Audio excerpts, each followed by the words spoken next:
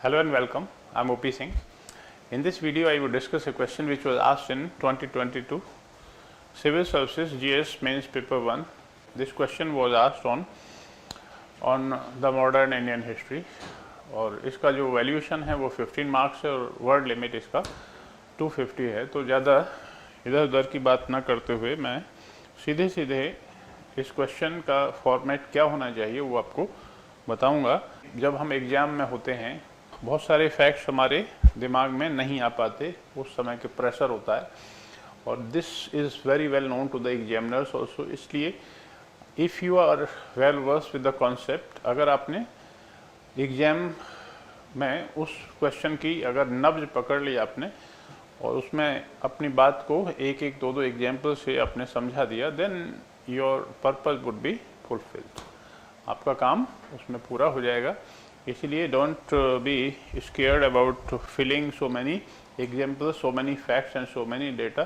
ज़्यादा डेटा डालने का आपको एक नुकसान, जिनको याद है ज़्यादा, उनको एक नुकसान ये भी हो सकता है कि उससे एग्ज़ाम में उसकी जो क्वेश्चन है, आंसर है, उसकी नेचर ख़राब हो सकती है, क्योंकि स्पेस तो भैया वही 250 वर्ड्स का ही है। तो आइए हम इस क्वेश्चन को देखते हैं, इसमें कैसा आंसर लिखा जाएगा उसे भी हम एनालाइज करते हैं। देखिए, the political and administrative reorganisation of the states and territories.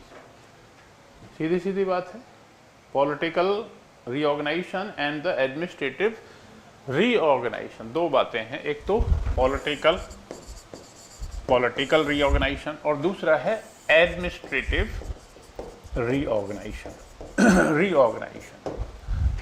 दो पॉइंट हैं, दो डिवीजन में आंसर आपका बढ़ जाएगा।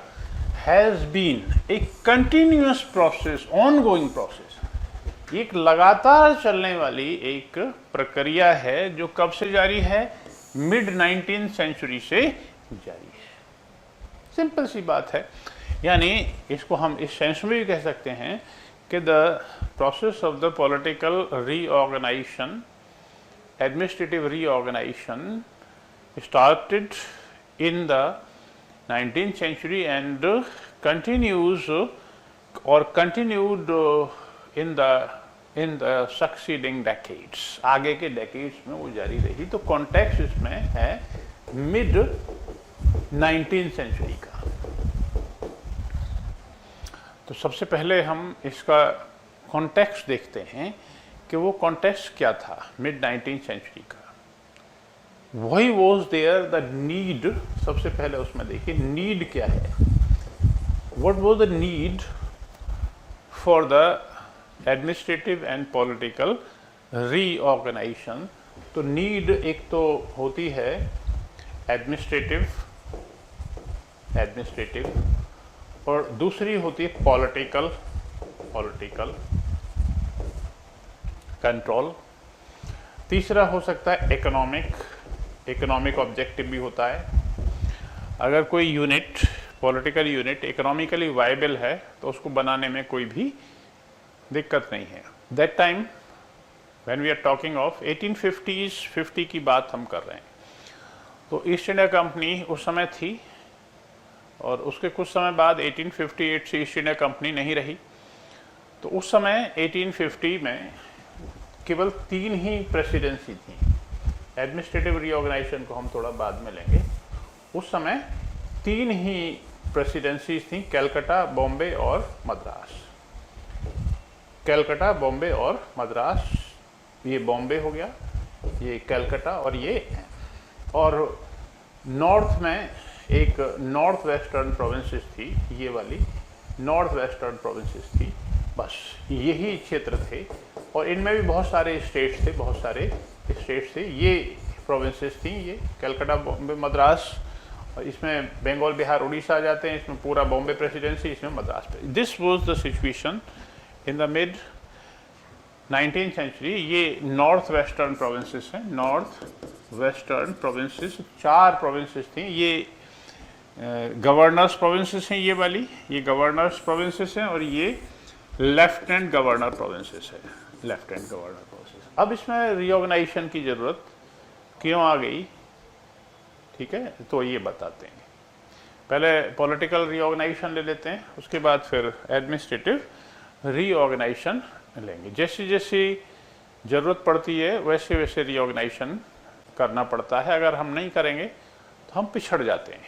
वही बात ब्रिटिश शासन में भी काफ़ी हद तक लागू होती है। जो प्रशासनिक जो सिद्धांत है, पब्लिक एडमिनिस्ट्रेशन का सिद्धांत है कि जो पॉलिटिकल यूनिट्स हैं वो गवर्न हो जानी चाहिए, वो मैनेजेबल होनी चाहिए, उनका डायमेंशन छोटा होना चाहिए, ताकि जो एडमिनिस्ट्रेशन है उसकी आउटरीच वहाँ तक दूर दराज के क्षेत्रों तक होती रहे। इसलिए हम छोटे छोटे राज्यों की बात करते हैं। तो आपको यहीं से आपको शुरू करना है कि the process started in the mid 19th century and this continues or continued into the further decades। तो जो डलहौजी था, डलहौजी के टाइम में बहुत सारे स्टेट्स को एनेक्स किया गया था। एक तो Awadh was annexed in 1856, Punjab was annexed in 1849, Punjab in 1849, and a number of states were annexed like Jhansi, Satara, Nagpur, Jhansi, Satara, Nagpur, Jaitpur, Sambalpur, ये बहुत सारे स्टेट्स, 7 स्टेट्स से देवर एनेक्स्ड। तो अब इनका रीऑर्गेनाइजेशन कैसे होगा? तो पंजाब प्रोविंस वॉज क्रिएटेड, यहाँ पे मैं लिख देता हूँ, इधर लिख देता हूँ। Punjab province was created in 1849 और इस पे एक लेफ्टिनेंट गवर्नर रख दिया गया। 5वां प्रोविंस है, ठीक है। और इसी के साथ नॉर्थ वेस्ट फ्रंटियर एरियाज रख दिए गए, ठीक है। इसके इधर की तरफ पंजाब रख दिया गया और नॉर्थ वेस्ट। अब 1853 में जो नॉर्थ वेस्टर्न ये प्रोविंसेस थी, इनके साथ अवध को जोड़ दिया गया, अवध को जोड़ दिया गया। और जो ये सेंट्रल एरिया थे जिसे हम नर्मदा और सागर का एरियाज कहते थे हैं, नर्मदा और सागर, ये जोड़ दिया गया।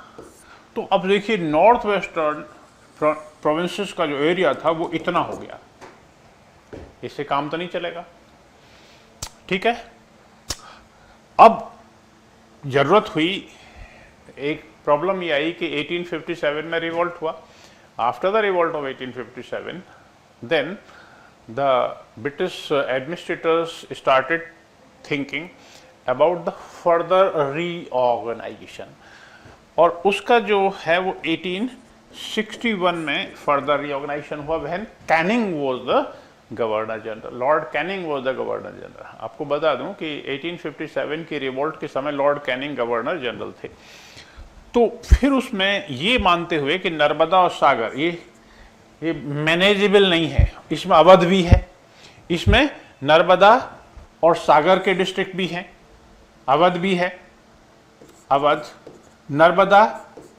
नर्मदा और सागर के जिले भी हैं, सागर सेंट्रल इंडिया में बहुत सारे स्टेट्स थे जब एनेक्स किए गए थे, वो बहुत छत्तीसगढ़ के आज के एरियाज में थे। आज का जो छत्तीसगढ़ एरिया है वो सब इसी के साथ जोड़ दिया गया था, इनके साथ। तो इसे अलग करना जरूरी था, इसलिए इन 1861 central provinces was created, CP was created, और इसके साथ नागपुर का इलाका भी मिला लिया गया। नागपुर का एरिया भी इसके साथ मिला दिया गया। इस तरह से अब कितने प्रोविंसेस हो गए? एक तो 3 तो वही प्रोविंसेस हैं, 1 2 3, एक ये हो गया, एक ये था, एक ये नया प्रोविंस हो गया। तो कुल मिला के 6 प्रोविंसेस हो गए। हम ये कह सकते हैं कि the process of the reorganisation started, it went further. In 1874 Assam की जो टेरिटरीज थी, they were organised in the form of chief commissioners provinces. 2 तरह की प्रोविंसेस मैंने आपको बताई, governors provinces and lieutenant governors provinces. तीसरे तरह की जो प्रोविंस होती थी वो चीफ कमिश्नर्स प्रोविंसेस होती, CP, chief commissioners province, CCP हम कह सकते हैं, और असम को यहाँ पे इसमें जोड़ दिया गया। तो हम कह सकते हैं कि with the mid 19th century the process of the reorganization of the territories, reorganization of the states has been an ongoing process। यहाँ से शुरू हो गई। अब ये काम नहीं चलेगा भाई, स्थिति बहुत कॉम्प्लेक्स थी, इससे काम नहीं चलेगा, ये चीज़ यहाँ रुकने वाली नहीं है। और फिर इसका नेक्स्ट स्टेज आ जाता है। In the next stage the important steps, अब तक का सबसे बड़ा रीऑर्गेनाइजेशन लॉर्ड कर्जन के टाइम में हुआ था। लॉर्ड कर्जन के टाइम में हुआ था। लॉर्ड कर्जन जो कि 1899 से लेकर और 1905 तक गवर्नर जनरल था। तो लॉर्ड कर्जन के टाइम में सबसे बड़ा रीऑर्गेनाइजेशन फिर हो गया। Berar was added to central provinces, Nizam से लिया गया बरार, धमका के, प्रेशराइज करके, और it was added to central provinces. Punjab से नॉर्थ वेस्टर्न प्रोविंसेस अलग कर लिया, उसे अलग से लेफ्टिनेंट गवर्नर प्रोविंस बना दिया गया। इस तरह से करके जो नॉर्थ वेस्टर्न प्रोविंसेस थे उसको एक तरह से सीपी नाम, उसको यूपी नाम दे दिया गया, United Provinces in Awadh, of Awadh and Agra. Okay, Bengal का पार्टीशन किया गया 1905 में, बंगाल पार्टीशन। तो इसमें ईस्ट बंगाल वेस्ट बंगाल को अलग कर दिया गया, और जो असम की टेरिटरीज हैं जो अलग था वो ईस्ट बंगाल के साथ मिला दिया गया। ये पार्टीशन आगे चला नहीं, तो फिर ये जो प्रोविजन थे ये फिर सारे के सारे वापस लिए गए। फिर 1912 में दोबारा से, बल्कि 1911-12 में दोबारा से इसकी प्रक्रिया को आगे बढ़ाया गया। Orissa and Bihar were separated from West Bengal. Bihar were separated, अलग प्रोविंस बना दिए लेफ्टिनेंट गवर्नर के। इसी तरह से Assam was created a new province. ये सब प्रोसेस चलती रही, और फिर it was further cemented in the Government of India Act 1919। और जो लास्ट प्रोसेस थी ब्रिटिश राज में, वो उसको जो अमली जामा पहनाया गया 1936 में पहनाया गया, जब बिहार और उड़ीसा को सेपरेट कर दिया गया। नॉर्थ वेस्टर्न फ्रंटियर जो एरियाज थे, लेफ्टिनेंट गवर्नर की प्रोविंसेस थी, उसे अलग एक प्रोविंस का दर्जा दे दिया। बिहार और उड़ीसा को अलग अलग प्रोविंस का दर्जा दे दिया। सिंध को एक अलग प्रोविंस बना दिया गया। इस तरह से हम ये कह सकते हैं कि the process of the political reorganization of the states and territories has been an ongoing process starting in the mid 19th century। इस तरह से एक पार्ट तो आपके आंसर का पूरा हो गया। दूसरा पार्ट है एडमिनिस्ट्रेटिव रीऑर्गेनाइजेशन। एडमिनिस्ट्रेटिव रीजिग भी कह सकते हैं। एडमिनिस्ट्रेटिव रीऑर्गेनाइजेशन में एक तरफ तो डिसेंट्रलाइजेशन हुआ और दूसरी तरफ सेंट्रलाइजेशन हुआ।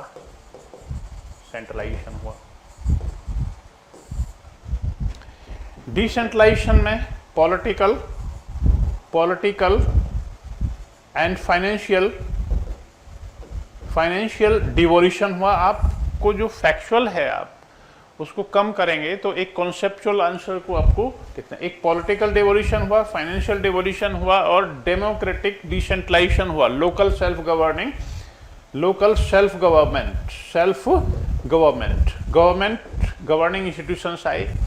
एक तो ये हुआ, और सेंट्रलाइजेशन की जो प्रोसेस है वो इसमें इस तरह से चलती रही कि जो ब्यूरोक्रेसी है वो काफ़ी मजबूत की गई, ब्यूरोक्रेसी को मजबूत किया गया। ICS exam was open to all in 1853 और एग्जाम 1861 से होना शुरू हो गया। ठीक है, ये ओपन कर दिया गया, जो एग्जाम है ओपन कर दिया गया। Indians could also appear in the civil services exam, लेकिन आपको सबको पता है कि इंडियंस के लिए आसान रास्ता नहीं था, और ये एक बहुत बड़ा रिफॉर्म था। Police reforms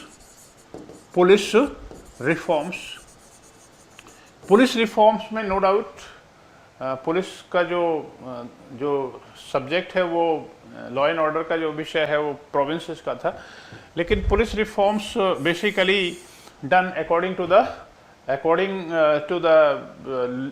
the needs of the central government। इसी तरह से जो डिफेंस में बहुत ज़्यादा रिफॉर्म्स किए गए।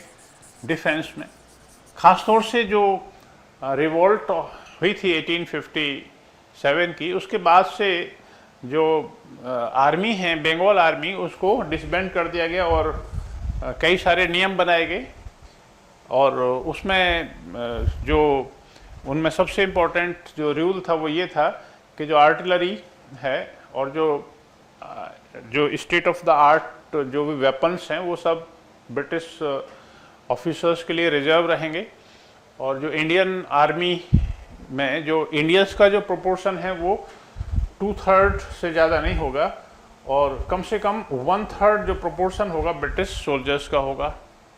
ये सब रिफॉर्म्स थे। और the regiments were organised in the name of caste etcetera. तो आगे चल के मार्शल, नॉन मार्शल में इंडियन सोसाइटी को एक तरह से डिवाइड कर दिया गया। Who knows not about all this. तो पुलिस रिफॉर्म्स हुई, ब्यूरोक्रेसी में रिफॉर्म्स हुई, डिफेंस में रिफॉर्म्स हुई, समझ गए नहीं? तो इस तरह से हम देखते हैं ये भी रिफॉर्म्स में आ जाएंगे, एडमिनिस्ट्रेटिव रीऑर्गेनाइजेशन। अब यहाँ से 1861 से जो पुलिस रिफॉर्म्स हुई, फॉर एग्जांपल, उसमें जो एसपी है, superintendent of police, he would be made accountable to the district magistrate और कलेक्टर के लिए भी अकाउंटेबल रहेगा, और जो आईजी है, इंस्पेक्टर जनरल ऑफ पुलिस, उसके लिए भी रहेगा। ठीक है, पुलिस रिफॉर्म्स में एफिशिएंसी पे काफ़ी ध्यान दिया गया था। And then further in the course of time these reforms were continued with a number of modifications. अच्छा, अब जुडिशरी में आ जाइए। जुडिशरी में बहुत रिफॉर्म्स हुए। जुडिशरी में क्या हुआ कि जो सुप्रीम कोर्ट्स थे, दे वर abolished. Supreme courts of Calcutta, Bombay and Madras were abolished. Supreme courts were abolished। जब हम ये कहते हैं कि सुप्रीम कोर्ट्स खत्म कर दिए गए, तो आज के जो हमारा सुप्रीम माननीय न्यायालय है, सर्वोच्च न्यायालय, उससे इसका कोई रिलेशन है? बिल्कुल कोई रिलेशन नहीं है। There was the supreme courts at Calcutta, Bombay and Madras, और वो एक अलग तरह के कोर्ट्स थे। उसके बारे में यहाँ बताने का ज़्यादा स्कोप नहीं है। उनको सबको समाप्त कर दिया गया। इस ग्राउंड पे कर दिया गया कि इन कोर्ट्स में जस्टिस के स्थान पर इनजस्टिस ज़्यादा होता है और भेदभाव खुलेआम होता है, इसलिए इन कोर्ट्स को ख़त्म कर दिया गया। उनकी जगह फिर हाई कोर्ट्स एस्टेब्लिश कर दिए गए। हाई कोर्ट्स एस्टेब्लिश कर दिए under the Indian high courts act 1861। Calcutta, Bombay, Madras के 3 हाई कोर्ट्स ने काम करना शुरू कर दिया था 1862 से।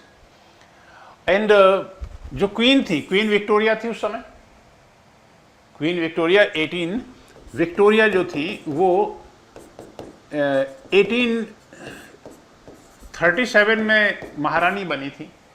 क्वीन विक्टोरिया ने 1857 के गदर के बाद 1858 में अपनी एक प्रोक्लेमेशन दी थी। उस प्रोक्लेमेशन में उन्होंने कहा था कि there would be no discrimination on the basis of caste, creed, gender,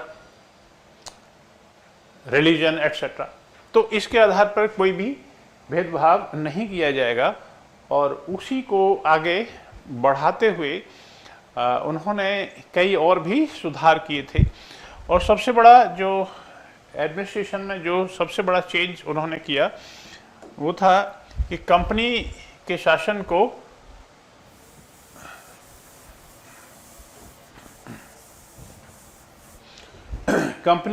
को उन्होंने हटा दिया।